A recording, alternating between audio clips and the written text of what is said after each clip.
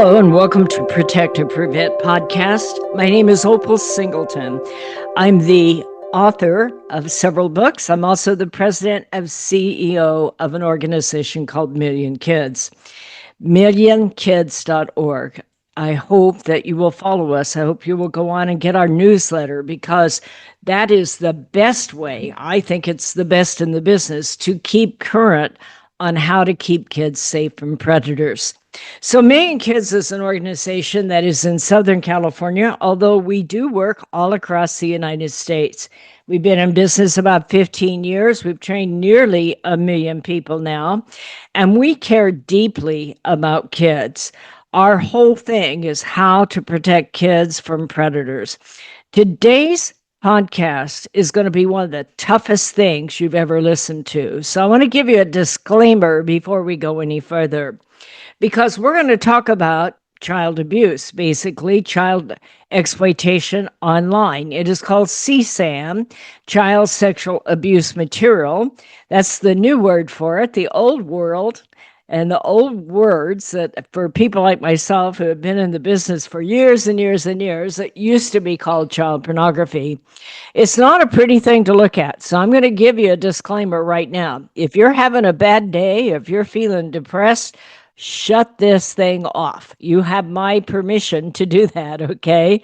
Or if you're prone to just getting violently angry at things that are very difficult to accept, you might also want to take a break. Go out, do something fun, look at the beautiful world out there, pet your dog or whatever you're going to do. But I don't recommend this for anyone that is easily upset. This is a very tough subject. So to give you a little background, Million Kids is an organization. We're made up of about 8 loosely connected adults, professionals. Some of them are retired law enforcement. I'm a retired business person myself. And we have, for the past 15 years, looked at all kinds of cases. And those are everything from sex trafficking to money laundering, gangs and cartel trafficking, like that. And we do it for the idea of being able to say never again. Well, along my journey there, I began to understand how child sexual abuse materials, child pornography, really worked. And I've done a massive amount of self-education about it. Over the last 15 years, I've looked at almost every case that's out there. And I try to understand it from every angle that I can. The purpose here is to be able to say, never again should another child be violated. So if you're listening, I'm hoping that you're someone who cares deeply about keeping kids safe. Maybe you're an advocate, like a nonprofit advocate of fighting trafficking or maybe child sexual abuse. Maybe you're a mental health worker or a counselor or a teacher or a pastor or law enforcement or some sort of first responder. The purpose of my giving you this information today is so that you can recognize when someone is being abused and be able to intervene and help them, and also to recognize when someone might be the abuser and turn them in. Because I'm going to tell you right now, it is my opinion that these people are not going to stop by themselves. I have done a complete study of pedophilia in my lifetime, trying to understand who are these people, why do they do what they do, is there a cure for this? Is there a way to prevent it? Do they not understand what is happening? And I don't believe that for a second. I'm going to share with you today a case that our company, Million Kids, released over the last day or two. Actually, early on, even last week. And I share that with you because there's a successful investigation, but it is extremely eye-opening. So the headline here is 500 suspects identified. Let me say that again, 500 suspects identified, and 42 of them were arrested in Southern California. Now, I'm transmitting today from Riverside, California. That's where we all kind of live and operate down here. But these predators were from all over the world. But the 42 that were arrested were mainly in Southern California. So this is kind of put out by the Riverside County Child Exploitation Team. We lovingly call them RSET, our Riverside County Child Exploitation Team, RCCET. And they have been doing a investigation for the past year. This particular investigation started a year ago in March of 2025 and came to 2026. So of the 500 identified, they identified them by IP addresses. So one of the things that I'm going to tell you is who are these people that they're arresting? Well, they come from all walks of life. Certainly, there's that creep that lives in mom's basement that we're all looking at thinking, this guy's got a problem. But the rest of them are people that you would never once in your life believe that they would be someone who would violate a child. Number one, most of them are quite intelligent. Most of them are successful. They are disciplined people. One of them is a retired law enforcement. That person knows good and well what's going to happen to him when he goes to prison, and he will go to prison, most likely. One of them was a child psychologist, for Pete's sake. You're supposed to be the answer for those children, not the person that is doing the perpetrator.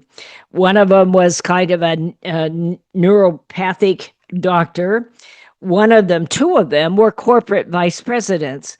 Now, you don't get to be a corporate vice president for the most part. I can give you some exceptions. I bet you can too. But for the most part, they are disciplined people who are highly intelligent. One of them was a government planning director. One of them is a chief technical officer for a hospital. Hello, he's supposed to be looking out for this kind of abuse. And one of them is a repeat offender out on a $2 million warrant. Why do I take your time to tell you that? One of the things that I learned is how addictive this kind of thing is. These people that get involved in it are absolutely addicted to this. They must know what's going to happen. They're intelligent to understand that they will never really get away with it. And when they get caught, they will most likely pay a very high price, including probably losing their family and their job. Now, one of the reasons I believe that this is so addictive is that some number, I'm going to say it's like 84% of people who look at pornography, whether it's adult pornography or child pornography, do that on a cell phone. But cell phones are with you all the time. They're laying there on the seat of the car when you stop at a streetlight. They're right there in front of you at work. And yes, some of these people are so addicted, they actually put their photos of the kids being violated on the company computer or on the church computer. I've seen that one too. These kinds of things really tell you how addictive it is. But I'm also going to tell you that it's addictive because of the fact they are now part of large-scale child pornography CSAM rings. And I believe that adds to the addiction because they get a sense of inclusion. No longer are they that weirdo that's hiding in the corner and people shaming them. They're in with groups of other people that are just like them. On top of it, one of the things that is happening that I believe make it so addictive is that they're part of not only large-scale rings, but they are maintaining very large libraries and sharing them with others. I believe that inclusion and that acceptance changes that addiction highly. Now, one of the things I'm going to share with you is a case that happened way back in 2022. So, we're going on almost 4 years ago. This was a case of a man named Abel Garcia de Leon. In his court case, he said that he wanted to join a dark web room. And I want to share with you a little bit about what that looks like here in a minute. But when he wanted to join, he has to prove that he's not law enforcement. Now, in the old days, he would have been talking to a human being and they would have said, well, send me this picture or send me that picture, and like that. And then that person would have to decide whether or not he's law enforcement or one of them. Well, now that's all done by chatbots. Here is the court recording from the testimony in the Abel Garcia de Leon case. In this, it said that he wanted to join the group. He received an automatic chat bot instructing them to send 3 child pornography videos to a private chat to verify himself. In other words, to prove that he is not law enforcement. Once he got that secured, he received another invitation from another chatbot. Now, keep in mind, how are we going to charge chatbots? Okay. But it's from a chatbot, it's not a real person, telling him submit more videos depicting children aged 10 or younger engaged in sex acts. The video had to be submitted within 6 minutes or they would be kicked out of the group. Think about what has just happened here. Here is a man who apparently has some sort of regular job. He wants to be part of a group and prove that he's one of them and not law enforcement. And he is no longer talking to a human being. He is talking to a chatbot. And in 6 minutes, he's having to prove that he's really one of them. Now, that means he needs a library of photographs of kids that he may not normally be attracted to. And this is one of the reasons these people build large-scale rings. So I'm going to back up a minute and kind of explain to you a little bit about the history of CSAM, child pornography, and how it's advanced today. And we'll revisit what I just shared with you. So when I first started in this business, about 2008, 2010, we were seeing people that wanted to violate children and take photos of it, and they wanted to exchange it with other people. So in those days, they would find each other, and to this day, it makes me sick thinking about how that might work. That let's say they're at a party and they find they have this similar kind of fetish. And 2 or 3 people start to see each other, they know each other, they trust each other, and they are violating children and exchanging photos. I told you this would make you sick. It makes me sick. And that is why I do what I do, because never again should another child be violated just to please some pathetic kind of addict's fantasy of violating children. Well, as that progressed, what they began to do then is meet online. And there were small groups of them, and they would begin to trust each other, and they would build a profile, a group of people that they knew and trusted basically in real life. And they would exchange the photos. By along about 2016, I think it was, I'm doing this from memory, I saw a case, and it was one of the very first cases prosecuted. It was called the Playpen case. Might have been 2014, and his name was Chase, the guy that was the administrator for the ring. They were going into the dark web, and what would happen is they would meet in real life, and they would give a dark web address, and you had to have that address to be admitted. Well, this ring was getting very, very large, and the FBI caught on to it, and they went undercover and pretended to be one of them, and they penetrated that Playpen ring. Once they got in there, they took control of it, and they basically used a NIT, a network investigative tool. And that is like kind of sending out a dye in your veins in your body, if you will. And that tells you all the different places it ends up. Well, they weren't able to identify everybody on the ring in the like 10, 12 days that they had control of it. But the NIT told them that there were over 215,000 end users. 215,000 people had met each other, exchanged dark web addresses, and went in and joined this ring. And they were able to, they being the FBI, were able to go in and began to take down that ring. Well, that kind of sent shockwaves in the underground community. So I want to kind of draw you a picture of how this works. So, what is happening here is if you think of the internet as a bucket of water, the top 4% of that bucket is where we live. We have Google and Chrome and all kinds of search engines, and we have IP addresses so we can find each other. Below the surface web is something called the deep web. That is basically government agencies and big corporations, banks, like that. Below that is the dark web, and you need special equipment to go back and forth. The most common equipment, the most common router that takes you from the web we live in, the clear web, the surface web we call it, down to the dark web is called a Tor browser. TOR. That stands for the Onion Router. So I will tell you that every now and then when I'm training teenagers, I find a teenager that has a Tor router, TOR. If you see someone with a Tor router or the Onion router or .onion, especially if they are a minor, they need to be reported because that's telling you they're using that equipment to go in the dark web. Well, back to how all this works. Initially, pedophiles knew each other, but then when it went online, they began to go into the dark web and set up sites. But here's the problem. They needed programmers. It was very complex to do that.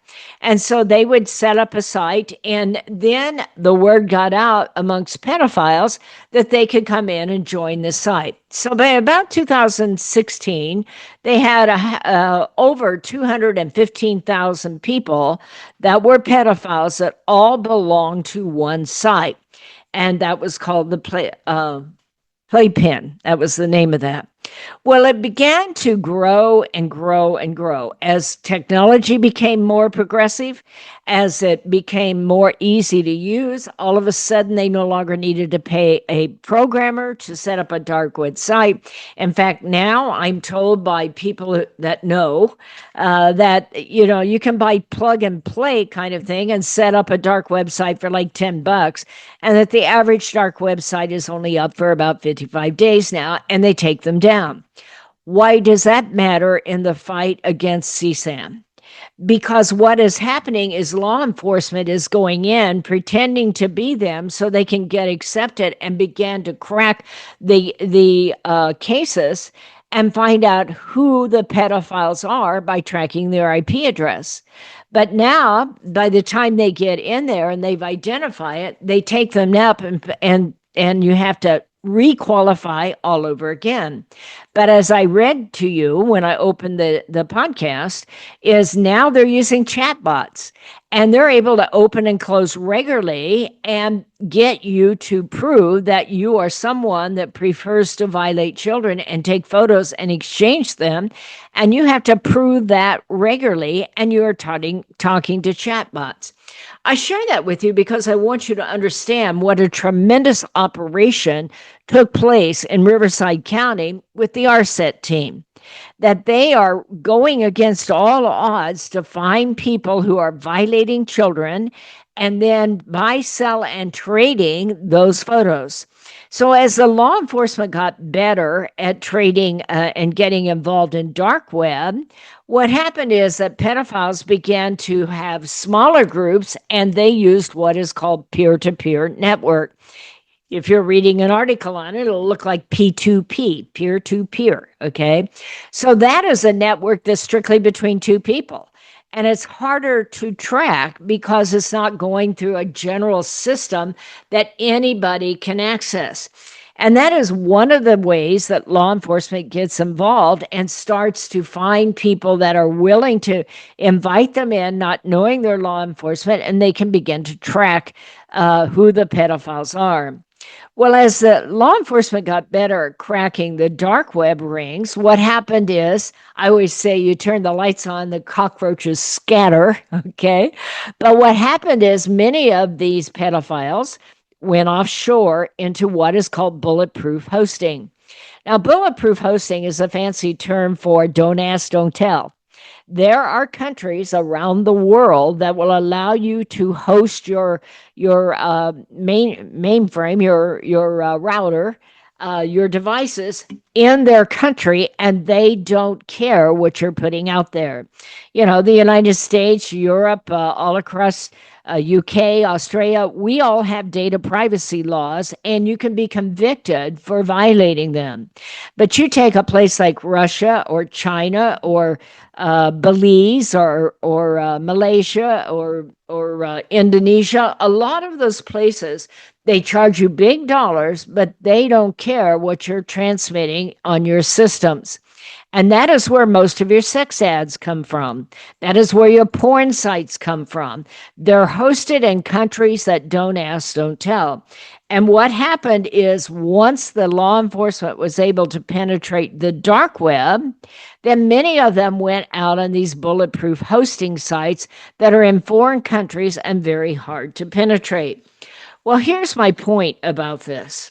What I want you to understand is that technology has changed the world of child pornography, CSAM, child sexual abuse material. It is more addictive than ever before.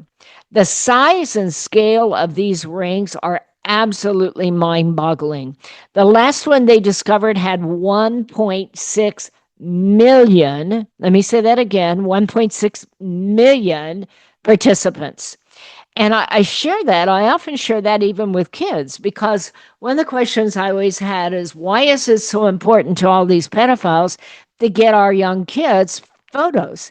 Well, you know, you get somebody who's 12, 13, 14 years old, they're online, they're flirting, they don't know who they're talking to. And I've often talked to kids and say, where do your nudes go when you hit send? Now, those of you who follow Me and Kids, and I hope you will at meandkids.org, you will see that all of this, nobody today should ever, ever, ever send a nude online. I don't care how much you care about them or who they are or how hot and heavy it is between you. A nude online today is a very scary thing because it can go very quickly around the world. You don't really know who you're sending that to. If you send a nude to someone that participated in the Kid Flicks, which had 1.6 million participants, your nude can go to over 1 million people in 5 minutes or less. And you will never be able to get it back. Yes, there is the Take It Down Act. You can submit the original nude and ask for it back, but that will only be if you kept the original and they can only get the original back. But these guys know immediately how to use artificial intelligence and create deep fakes out of it. So the minute they get a photo, they will modify it, and you will not ever be able to access those modified images of you. So this is why it is all so important. Well, this is a complex subject, okay? And a hard one to do a podcast on because it really is hard to talk about and it's very, very complex. My point is this. Riverside County Child Exploitation Team, along with a whole lot of other people, the FBI, Homeland Security, they get a bad rep. They have internet crimes against children. It's called ICAC. They're some of the very best in the business. All of those people are working these dark websites. They're working the bulletproof hosting sites, and they're working these peer-to-peer sites. And in this case, they identified 500 IP addresses that were looking to share images of a child that has been violated. You can go to prison for a very long time for pedophilia, and it should be that way. I also hope that with the onset of chatbots, that maybe somewhere along the line, a chatbot can be developed that will help people who are addicted to this because it is a tremendous addiction. I mean, if you're a college professor, if you're someone that's a doctor or head of IT at a hospital, you're going to know right off the bat that this is against the law and that the sentences on this can be as much as 20, 30, 40 years. And serving that time in prison as a pedophile will not be something that will be easy for you to do for the rest of your life. So, with that in mind, we need to do everything we can to protect our children. The first thing I would say is do everything you can to never post an image of your child online, especially if they are a younger child. In the days of AI, anybody can get a hold of that child's picture and change it, alter it. And so never ever put a young child's photo online. Talk to your children about never ever send a nude and don't hook up with strangers online. A nude online will change their life. And it needs to be said very loud and clear. Anyone who harms a child, and especially if they're harming a child and filming it and sharing it with other people, will go to prison for a very long time. Yes, you have some hot technology that protects you, but law enforcement's getting even better technology and you will be found, okay? And you will pay that price at some point in your life. My name is Opal Singleton. If you want to write to me, you can at Opal, OPAL, at millionkids.org. Please go to millionkids.org. If you haven't already signed up for our newsletter, please do it. It is absolutely free. We don't share your information with anybody, and we try to be very kind and courteous about our fundraising. Although I will tell you that I appreciate each and every one of you that have sent funds and donated to Million Kids. It means the world to us. We can't do this work without people funding us. But I hope you'll sign up for our newsletter, get acquainted with us, educate yourself, because we want to do everything we can to keep our kids safe from predators. I'll see you on the next podcast.